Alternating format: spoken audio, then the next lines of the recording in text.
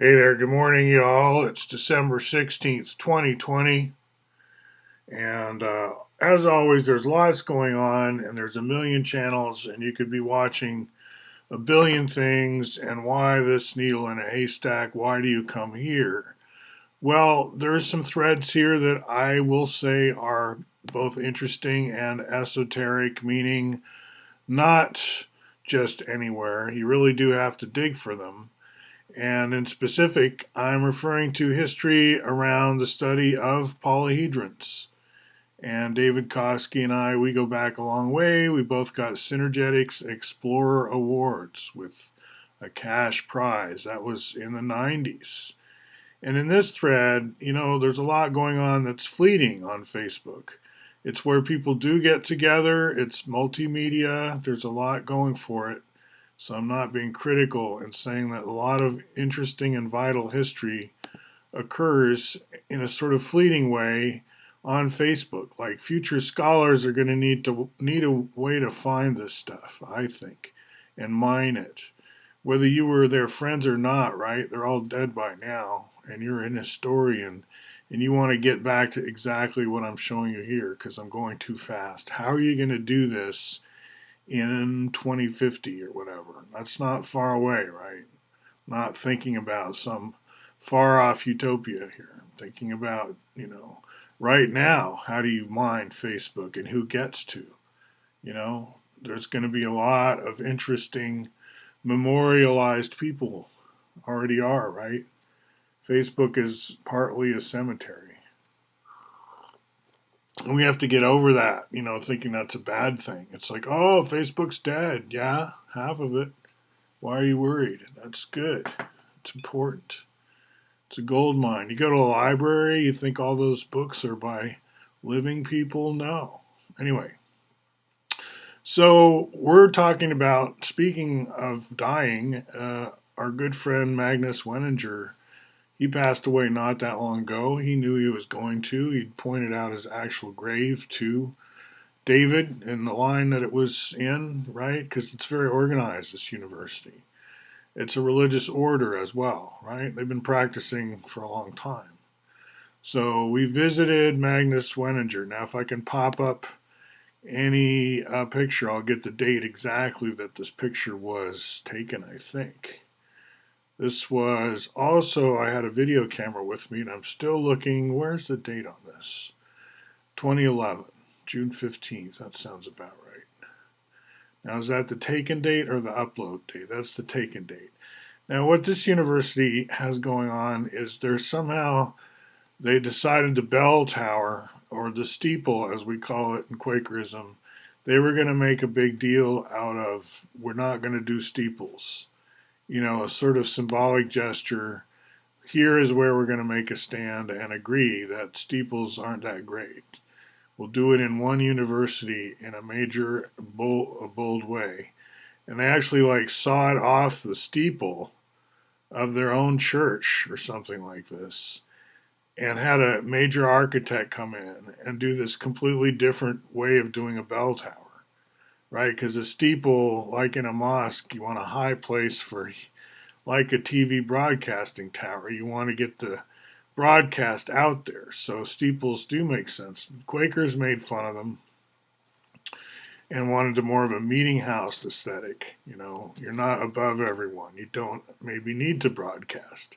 Anyway, I'm rambling. This is Magnus Wenninger, the great geometer and polyhedralist, and David got to visit a couple times and go to his memorial service, given he lives in Minnesota. He flew me out there in 2011 just to hang out and visit, give me the privilege of joining them. And I do think I have some more video along these lines, but I'm not sure where it's at. I may have uploaded some stuff, but these are pretty good pictures, I have to say.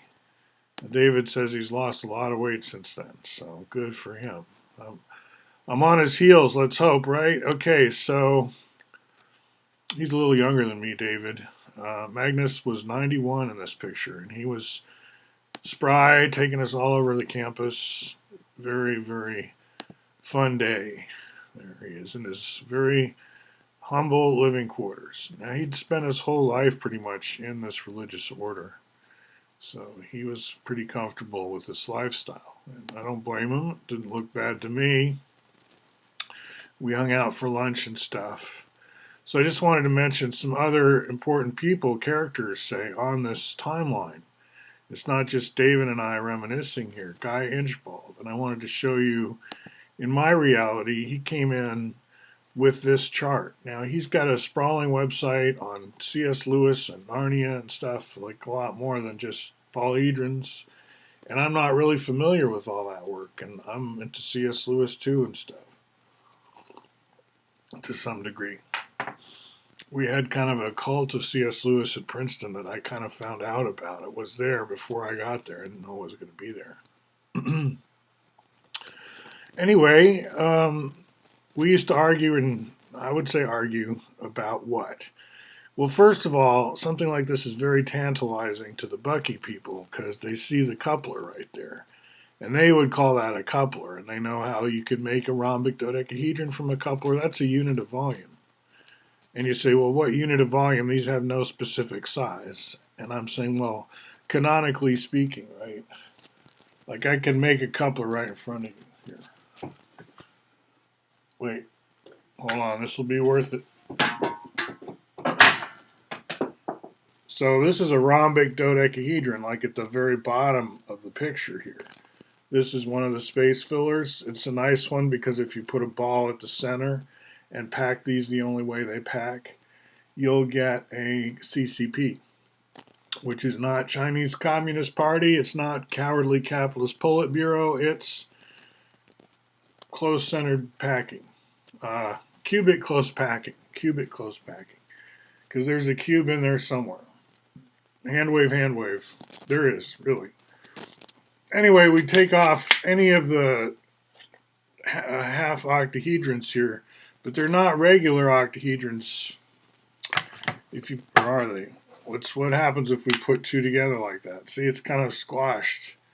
So we call oblate, because these are really like 1/6 of a hexahedron. These half octahedrons that are actually not part of a regular octahedron, they're part of this oblate octahedron that we call a coupler. And so we would look at Guy Inchbald's chart and see, dang, if only people could use our word sum, but see, Bucky's on the outside. To use somebody's nomenclature is like a concession or submission, to sign a respect. And there's a tense standoff more than a wanting to adopt this strange language by this maverick contrarian. However, he also, in giving this volume 6 and the coupler volume 1, he's not just going in there with nomenclature. He's got some real research, some real interesting stuff. Now, what we'd argue about wasn't nomenclature so much as chirality or left hand, right hand. Like the fact that the root shape in this whole thing is either left or right-handed. And it says that here. And we were feeling, well, this is where Fuller's mite would come in, M-I-T-E, which is kind of his root. Instead of this handed thing, he has the mite, which is just one of these tetrahedron, It was 4 of these that made my half coupler, right? So a mite is 1/8, so a half coupler is 1/2. And these are all magnetic. You can get them on the internet, on the interwebs. So this probably is in the picture here. There it is. Oblate square pyramid has a volume of 1/2 and it's made out of mites. But there's still handedness. This shape has no handedness in the sense that you can flip it. It doesn't defy being congruent with itself. I can pick any two mites at random, and I don't have to worry if they're a different handedness. But internally they still could be because of how we do with the A and B modules. And there I'm using the nomenclature, and as you heard me say in the previous video, the video just before this, with our test pattern, we're bringing in some nomenclature and then expands this web into all the Bucky stuff. But we wanted to come back here to what I'll call the taproot, right, of Bucky Fuller's thinking, which is geometric in flavor like this. This is where you need to start, not even with the geodesic dome necessarily, although that's like start with that being a sphere and look at divided spheres by Popko. Divided spheres, that would be like a primer, a place to like come into the curriculum at a pretty high level in terms of computationally sophisticated. Or what we're seeing on the screen here would be V-Zone by David. Scott Vorthman wrote the software, and then David Koski became a master of using it. And these V-Zones, as we could call them, are made by him. Now, I don't know why DuckDuckGo is being this dang slow. Divided spheres is not hard to find. And none of this stuff is hard to find. And that's why in this final days of 2020 on Facebook, we are celebrating. I've posted that I think we made real progress in 2020, and I'm getting a lot of likes and stuff for that because I think there's a lot of agreement that we've made a lot of progress rather recently. So keep it up, folks. Hang in there. Talk to you soon.